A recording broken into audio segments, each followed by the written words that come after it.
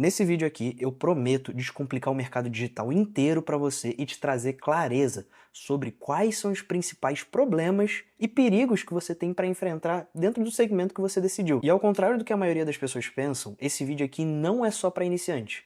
Pode parecer meio confuso, mas a maioria das pessoas que estão dentro de um mercado, justamente por estarem ouvindo muito discurso de pessoas que tentam te vender aquele mercado da melhor forma possível, ainda não se atentaram aos principais perigos e os principais desafios que ele precisa solucionar no caminho, justamente para alcançar o sucesso que ele tanto. E dessa forma acontece meio que a jornada de quase todo iniciante dentro do digital. Ele tenta tudo e quase nada dá certo. E como eu disse, a minha história é um pouco diferente do que a maioria das pessoas já fez. Eu vou te explicar um pouco de como é que funciona o processo. Eu já estou no digital há mais de 6 anos.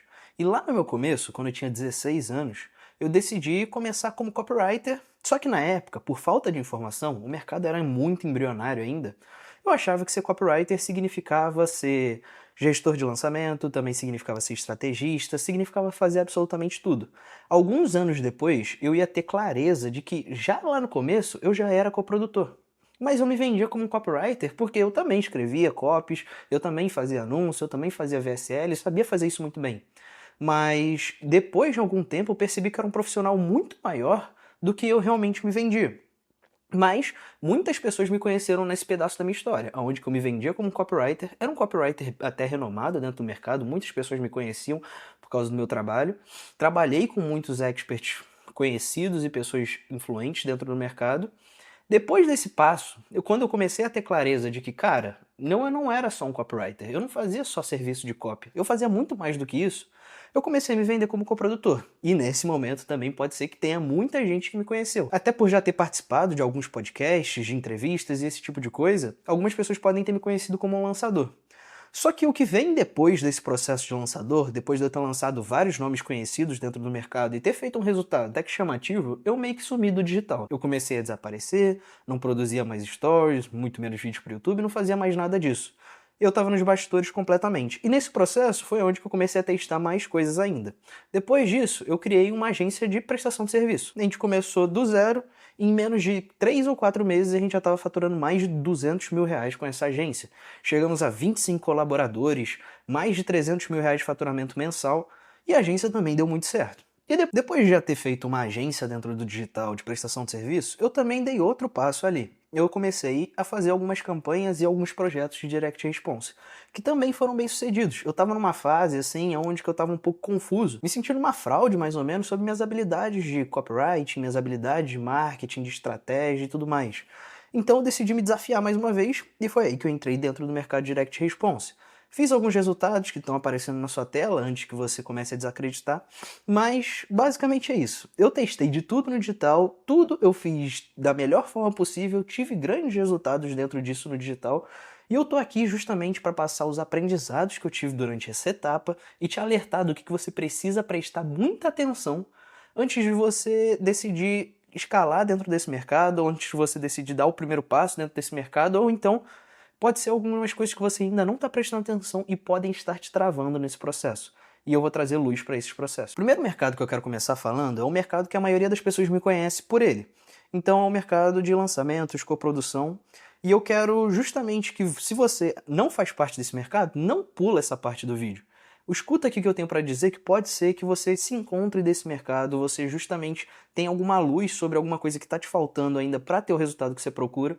Então esse vídeo aqui pode ser esclarecedor tanto para você que não faz lançamentos ou faz direct response, por exemplo, e enxerga uma luz dentro do mercado de lançamento, ou então você faz lançamentos e começa a enxergar uma luz dentro do mercado de direct response. Eu não estou aqui para cravar o melhor mercado, mas sim para descomplicar ele e te mostrar como que você pode alcançar o sucesso dentro de cada um desses mercados. Então vamos direto ao ponto. Mercado de lançamentos. Quais que são os principais desafios e o que você precisa prestar muita atenção? O principal desafio dentro do mercado de coprodução, de lançamentos, é principalmente o processo de prospecção e retenção de experts. Se você é lançador, estrategista ou coprodutor, você sabe que o centro do seu mercado, o principal alicerce dele, é justamente um especialista. E o que a maioria das pessoas deixa de te alertar é que existem desafios invisíveis dentro desse mercado que você nunca se atentou no processo de prospecção e retenção dos experts, que acabam complicando o futuro e o desenvolvimento da sua jornada. O que eu quero dizer com isso? Quando você está dentro do mercado de coprodução, você literalmente está competindo com pessoas que estão prospectando diretamente seu expert ou pessoas que estão vendendo mecanismos e soluções de lançamentos. O seu expert, é natural que isso aconteça, todo expert ele se interessa para o marketing. E todo expert ele vai lá, segue as pessoas do marketing, e até por isso ele tem a consciência que ele precisa de um lançador. Só que dentro desse processo de consumir outros conteúdos, consumir outros especialistas, ele começa a fazer a simples comparação. Então, enquanto o meu coprodutor me oferece 5 de ROI, por exemplo, existe um expert aqui me prometendo 15, 20 vezes de ROI. E aí ele começa a se encantar, ele começa a se questionar. E como que você pode fugir desse processo e justamente se proteger? Principalmente no processo de retenção. É sabendo e tendo consciência do seu valor e do que você agrega para um lançamento. Então, é sair um pouco do que eu já falei do campo de prestação de serviço, cobrando porcentagem. Você não está ali para oferecer a melhor copy, você não está ali para oferecer o melhor gestor de tráfego, você não está ali para oferecer todos esses bens que quase são tratados como commodities dentro do lançamento, você está ali para trazer estratégia e visão para o negócio daquele expert. Então o que eu quero que você comece a observar e comece a buscar é trazer uma relação de poder, aonde que você sabe que, cara, eu posso pegar um expert do zero e levar ele a 200 mil reais de faturamento em questão de 30, 40 dias. Quando você não tem muita clareza do seu valor, o que acontece na maioria dos casos na relação de expert e coprodutor é que o expert não enxerga o valor do coprodutor, ele começa a desconfiar e isso faz com que você acabe se perdendo dentro da negociação.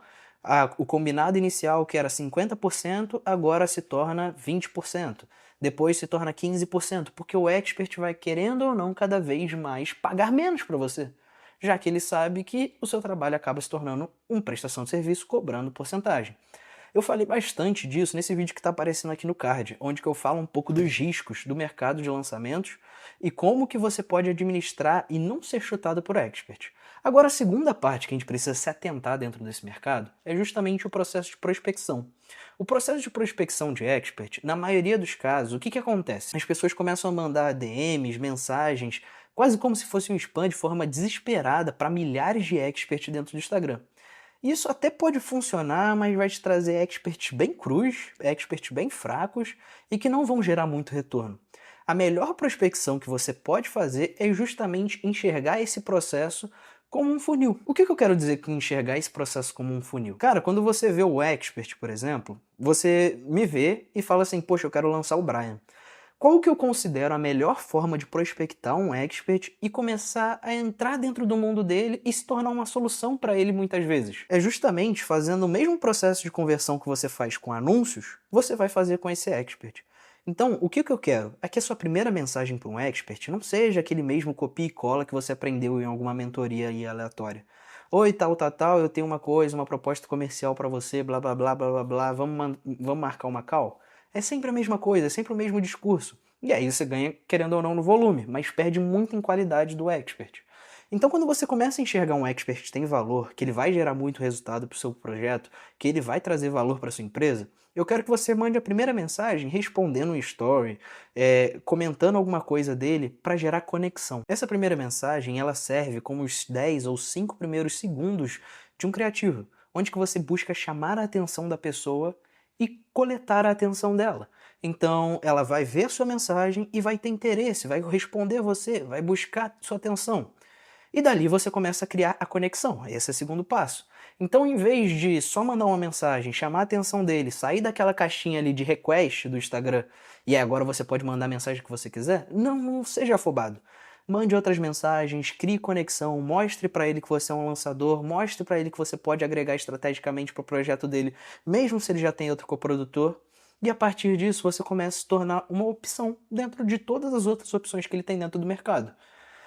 Quando essa conexão já tiver sido desenvolvida, e aí sim você pode dar o seu próximo passo para chamar ele para uma call, para uma apresentação de negócio e começar a converter aquele expert. Mas esse definitivamente foi o melhor modelo de prospecção que eu já encontrei durante toda a minha jornada de lançamento e foi a estratégia que eu usei para conquistar os resultados que eu conquistei. A outra estratégia, querendo ou não, se torna necessária dentro do mercado de lançamentos, é um pouco do que eu já bati várias vezes, mas dentro do mercado de lançamento acaba sendo muito necessário, que é faça networking, mas não faça networking com coprodutores. Esses caras não vão te passar outros experts. Se eles passarem experts, vão ser experts bem ruins que eles não têm interesse. Ou você acha mesmo que o melhor expert que aparecer para ele não vai ter interesse e vai fechar com ele ao invés de passar? É óbvio que isso não vai acontecer. Então faça networking com expert. Mesmo aquele processo de conexão ali que eu falei para você fazer, de mandar mensagem, se conectar com aquela pessoa, faça a mesma coisa com ela. E se não fechar um negócio com ele, beleza, desenvolva um ciclo com ele. Seja apresentado para outros amigos, que aquele expert é cheio de amigos expert, e uma hora ou outra você vai tirar um negócio dali. Agora vamos para o próximo mercado e próximo segmento, que é o mercado de Direct Response. Esse mercado ele é um pouco traiçoeiro com o iniciante. Quando você dá o primeiro passo, ele parece que é um passo muito longo, que você precisa saber de muita coisa. Quando você dá esse primeiro passo e até dá certo, na maioria das vezes, ele vai ser fracassado e a chance de desistência é muito alta. Então, o que eu quero que vocês prestem atenção dentro desse mercado é o primeiro passo. E o que é esse primeiro passo? É o seu primeiro produto, é a sua primeira oferta, a primeira coisa que você vai lançar para o mercado. E ao contrário do que as pessoas tentam fazer, esse processo não é complicado. Você só precisa descomplicar esse processo. E eu não tô com uma frase de coach pronta aqui, não. É porque o processo é muito simples mesmo. Brian, como é que eu vou saber qual produto tá dando certo? Cara, literalmente aparece centenas de anúncios para você no seu Instagram, TikTok, YouTube, de produtos. Por que até agora você nunca olhou para aqueles produtos como possíveis produtos que você pode criar também de forma parecida, dentro do mesmo segmento, adaptando a linguagem, adaptando a comunicação? Não estou falando de copiar o produto, não.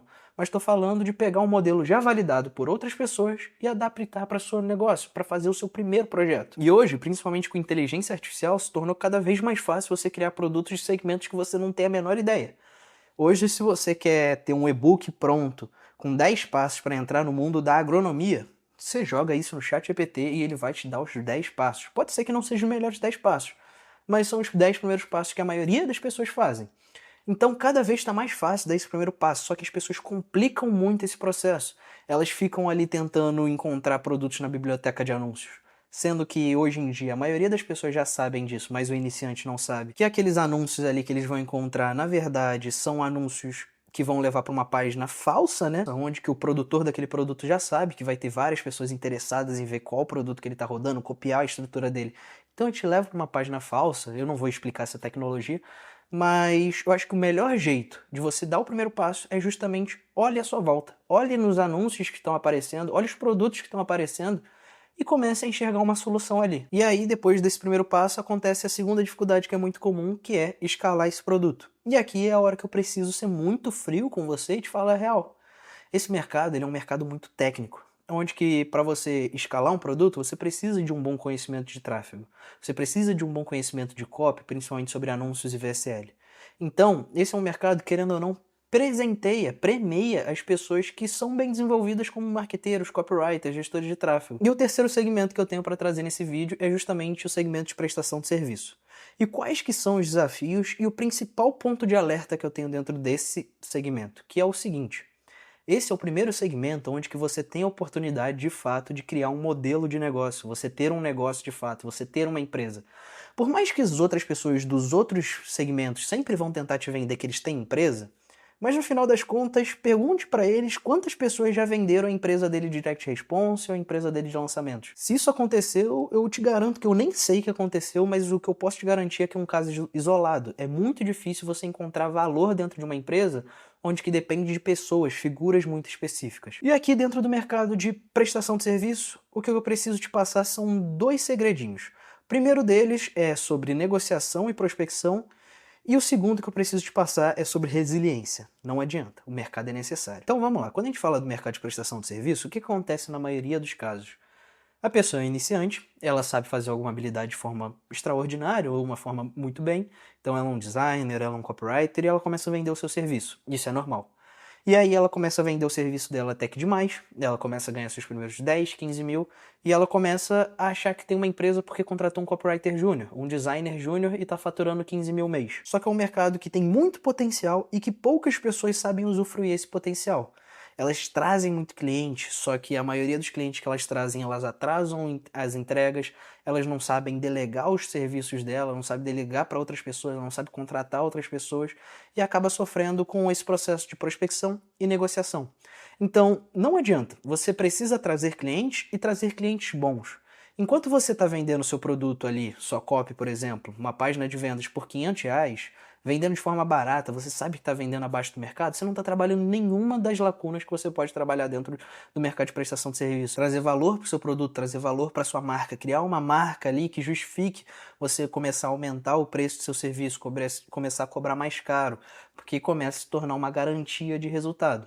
Quando você começa a atrelar o seu serviço a uma garantia de resultado, então a pessoa contrata a sua página de vendas ali, ela contrata um serviço de página de vendas com você e ela já tem certeza que aquela página de vendas vai converter muito bem para ela e ela vai vender muito, ela está disposta a pagar desde R$ 1.000 a R$ 15.000, R$ 20.000 naquela página de vendas, porque ela sabe que vai trazer muito retorno. Mas não adianta nada você cobrar muito caro se você prospecta mal, se você prospecta clientes que não são capazes de pagar aquilo. Muitas vezes o erro de precificação que vocês atribuem, poxa, eu estou cobrando o preço errado, não é porque você está cobrando o preço errado, mas porque você está prospectando o cliente errado. Pessoas que não têm dinheiro, empresas que não têm dinheiro para pagar aquilo que você está buscando cobrar. Então essas duas lacunas acabam conversando de forma juntas e acabam sendo o principal desafio até você começar a acertar. Eu lembro de um mentorado meu que eu tinha dentro do mercado de prestação de serviço, que ele tem uma agência hoje e, se eu não me engano, está faturando entre 150 a 200 mil reais mês, que eu mentorei ele dentro do mercado de prestação de serviço, montando como ele montar a agência dele. E ele vinha pra mim falando assim, poxa, Brian, eu tô cobrando mais caro no meu serviço, mas ninguém tá fechando, tô achando que eu preciso abaixar. E eu entrava dentro das calls dele para analisar o que estava acontecendo e eu percebia claramente que ele estava prospectando os clientes errados, ele estava trazendo clientes errados para a empresa dele. Enquanto isso acontecesse, sim, precificação ia ser um problema. E o segundo ponto também que eu precisei ensinar para esse mentorado também foi o caso da resiliência. O mercado de prestação de serviço, ele traz previsibilidade, ele traz retorno, mas o que acontece é que muitas vezes as coisas não vão ocorrer da forma que você espera. Construir uma marca demora tempo, construir uma empresa demora tempo, construir um nome dentro do mercado demora tempo. Enquanto você achar que é só postar 2, 3 carrosséis bonitinhos no seu feed e a partir disso você já pode cobrar R$ 3.000, R$ 5.000 numa página, não vai adiantar, as pessoas não vão pagar o que você está pedindo. Então você precisa ter noção que é um negócio de longo prazo, que vai demorar para dar certo, mas quando der certo você vai ter previsibilidade e retorno. E esse foi um vídeo que eu fiz especialmente para vocês que me mandaram mensagem no Instagram falando assim, poxa, Brian, eu vi você falando que eu precisava escolher alguma coisa para os meus próximos 5 anos, mas eu não faço a menor ideia de qual mercado escolher, eu tenho ideia de estar no mercado direct response, mas eu não sei se é uma boa ideia. E eu acho que nesse vídeo aqui deu para ponderar um pouco dos prós e contras de cada mercado e como você pode escolher o mercado que você deseja. E se você quer mais vídeos como esse, eu recomendo que você se inscreva dentro do canal, porque cada vez mais eu estou trazendo mais vídeos quase de forma diária, trazendo a realidade desse mercado. Uma pessoa que já passou por tudo isso e está disposto a meio que sacrificar a si mesmo, passando os segredos de cada um dos mercados que ele já passou e que ele já trabalhou e como que você pode atingir o seu sucesso.